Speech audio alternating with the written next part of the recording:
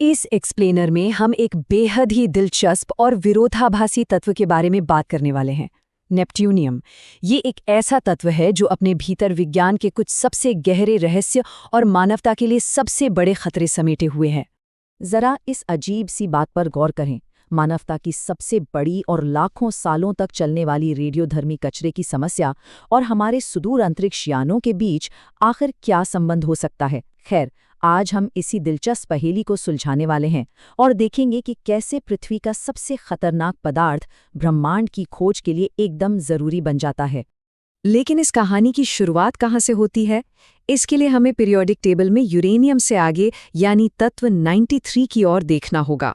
1930 के दशक में वैज्ञानिकों के बीच यूरेनियम से भारी तत्वों को खोजने की एक होड़ सी मची थी। सालों तक वैज्ञानिक ये मानकर गलती करते रहे कि तत्व 93 रेनियम की तरह काम करेगा, और इसी गलतफहमी की वजह से खोज काफी समय तक रुकी रही। लेकिन फिर 1940 में बर्कले में एडविन मैकमिलन और फिलिप एबल्सन ने सही रासायनिक प्रक्रियाओं का इस्तेमाल किया और पहले ट्रांसयूरेनिक तत्व का सफलतापूर्वक निर्माण करके दुनिया को चौंका दिया।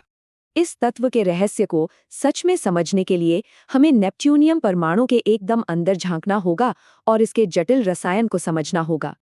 अब इसकी खासियतें देखिए, और ईमानदारी से कहें तो ये काफी डरावनी है। ये एक बेहद सघन, चांदी जैसी दिखने वाली रेडियोधर्मी धातु है। और सबसे खतरनाक बात, ये पायरोफोरिक है, जिसका मतलब है कि ये हवा के संपर्क में आते ही अपने आप जलने लगती है। और अगर गलती से भी ये शरीर के अंदर चली जाए तो ये सीधे हड्डियों में जाकर जमा हो जाती है, बिल्कुल एक साइंटिफिक बुरे सपने की तरह। इसके इतने अजीब बर्ताव के पीछे एक बड़ी वजह है, एक्टिनाइड संकुचन या एक्टिनाइड कॉन्ट्रैक्शन। होता ये है कि इसके 5f इलेक्ट्रॉन न्यूक्लियस के चार्ज को ठीक से ढाल नहीं पाते या शील्ड नहीं कर पाते। इस कमजोर शील्डिंग की वजह से बाहरी इलेक्ट्रॉन नाभिक की ओर ज्यादा खिंचते हैं, जिससे परमाणु का आकार सिकुड़ता है और इसके ऐसे अनोखे लेकिन खतरनाक गुण सामने आते हैं। लेकिन इसी खतरे के बीच एक अजीब सी खूबसूरती भी छिपी है। इतना घातक होने के बावजूद जब इसके ऑक्सीकरण अवस्थाएं या ऑक्सीडेशन स्टेट्स बदलते हैं तो इसके FF इलेक्ट्रॉन ट्रांजिशन पानी में घुलकर बेहद शानदार रंग बिखेरते हैं। ऑक्सीडेशन स्टेट के हिसाब से ये घोल कभी बैंगनी, कभी पीला हरा, तो कभी गहरा गुलाबी या लाल भूरा हो सकता है। सच में प्रकृति के विरोधाभास का क्या बेहतरीन उदाहरण है। चलिए अब इसकी इस रंगीन दुनिया से बाहर निकलकर इसकी एक बहुत ही गंभीर और अंधकारमय सच्चाई की ओर बढ़ते हैं। वो है इसके कचरे की समस्या। नेप्ट्यूनियम दरअसल ब्रीडर रिएक्टरों में प्लूटोनियम बनाने की प्रक्रिया का एक बाई प्रोडक्ट है, और यही बाय प्रोडक्ट नेवादा के युक्का माउंटेन जैसे प्रस्तावित भूमिगत परमाणु कचरा भंडारों के लिए एक बहुत बड़ा सिरदर्द बना हुआ है। यहाँ सबसे बड़ा पेज एक चौंका देने वाला नंबर है, 21,44,000। जी हाँ, 2.144 मिलियन वर्ष। ये नेप्ट्यूनियम 237 की हाफ लाइफ है। मतलब ये कचरा हमारी सोच से भी कई ज्यादा लंबे समय तक पर्यावरण के लिए एक बहुत बड़ा खतरा बना रहेगा। और ये खतरा सिर्फ इसकी लंबी उम्र की वजह से नहीं है, बल्कि इसलिए है क्योंकि ये पानी के साथ बहुत आसानी से घुल मिलकर बह सकता है। अगर भविष्य में कभी युक्का माउंटेन के बैरियर सिस्टम या ड्रिप शील्ड्स खराब हो गए तो आज से 75,000 साल बाद यही नेप्ट्यूनियम 237 पूरी मानव जाति के लिए रेडिएशन का सबसे बड़ा हावी होने वाला खतरा बन जाएगा।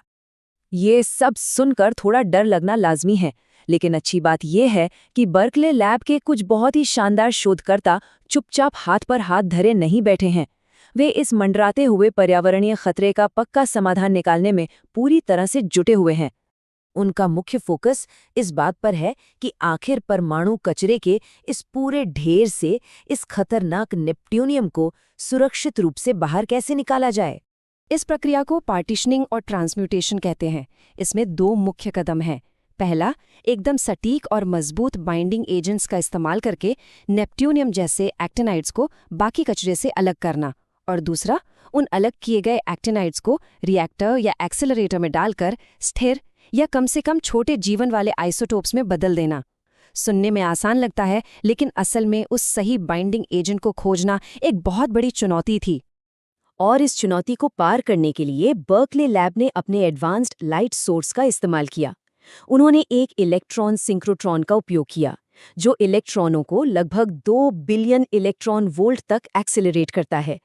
इस गजब की तकनीक से वो सिर्फ 20 माइक्रोन के बेहद छोटे क्रिस्टल से नेपट्यूनियम के एक स्थिर डायमाइट कॉम्प्लेक्स का विश्लेषण करने में सफल रहे। और यहाँ एक बहुत ही दिलचस्प बात सामने आई। उन्होंने पाया कि अगर वो असममित यानी एसिमेट्रिक अमाइड लिगेंड्स डिज़ाइन करते हैं, जिसमें एक समूह छोटा और एक बड़ा हो, तो ये कचरे से नेपट्यूनियम को बाहर खींचने में कई गुना ज़्यादा असरदार होते हैं। सममित समूह के मुकाबले इनमें रुकावट बहुत कम होती है। इन डायमाइड लिगैंड्स का इस्तेमाल करना एक तरह का गेम चेंजर साबित हुआ है। ये इतनी आसानी से काम करते हैं कि परमाणु कचरे से नेपट्यूनियम बाहर भी आ जाता है और इस पूरी प्रक्रिया में कोई नया भारी मात्रा का जहरीला कचरा भी पैदा नहीं होता। इसे आसानी से नष्ट भी किया जा सकता है। ये सच में कचरा प्रबंधन में एक बहुत बड़ी कामयाबी है। तो कचरे से तो हमने इसे निकाल लिया, लेकिन अब हम जो बात करने वाले हैं वो इस पूरे एक्सप्लेनर का सबसे रोमांचक हिस्सा है। कैसे इस भयानक कचरे का इस्तेमाल डीप स्पेस प्रोब्स को ऊर्जा देने के लिए किया जाता है। होता यह है कि जब उस निकाले गए नेपट्यूनियम 237 पर न्यूट्रॉन की बौछार की जाती है तो वो एक न्यूट्रॉन को पकड़ लेता है, बीटा क्षय या बीटा डिके से गुजरता है और चमत्कारिक रूप से प्लूटोनियम 238 में बदल जाता है। और यही प्लूटोनियम 238 उन रेडियो आइसोटोप थर्मोइलेक्ट्रिक जनरेटर्स के लिए सबसे बेहतरीन ऊर्जा स्रोत है जो हमारे स्पेस मिशंस में जान फूंकते हैं। पायनियर 10, वॉयेजर, कैसीनी, न्यू होराइजन्स या फिर मंगल ग्रह पर घूम रहे क्यूरियोसिटी और परसिवेरेंस रोवर्स, इन सभी मिशंस की कल्पना भी प्लूटोनियम 238 के बिना नहीं की जा सकती। अंतरिक्ष के उन गहरे अंधेरे कोनों में जहां सूरज की रोशनी नहीं पहुंचती या मंगल के धूल भरे तूफानों के बीच, यही जनरेटर इन मशीनों को गर्माहट और बिजली देते हैं। लेकिन यहाँ एक बहुत बड़ी चिंता की बात है। मैनहट्टन प्रोजेक्ट के समय से बने प्लूटोनियम 238 के जो पुराने भंडार थे, वे अब लगभग खत्म होने की कगार पर हैं। सीधी सी बात है, अगर हमने खर्च हो चुके परमाणु ईंधन से और अधिक नेपट्यूनियम 237 नहीं निकाला, तो हमारे रोबोटिक स्पेस मिशंस के पास आक्षरिक अर्थ में उड़ने के लिए ऊर्जा ही नहीं बचेगी। तो इस सब का मतलब क्या है? क्या ये सच में एक बहुत गहरी विडंबना नहीं है कि सितारों तक पहुंचने के लिए, ब्रह्मांड के सबसे गहरे राज खोलने के लिए मानवता को अपने ही पैदा किए गए सबसे खतरनाक, सबसे डरावने परमाणु कचरे को खंगालना पड़ रहा है? धरती के सबसे गहरे खतरे हमारी सबसे ऊंची ब्रह्मांडी महत्वाकांक्षाओं से कुछ इस तरह बंधे हुए हैं। और इसी विचार के साथ हम आज का ये एक्सप्लेनर यहीं समाप्त करते हैं।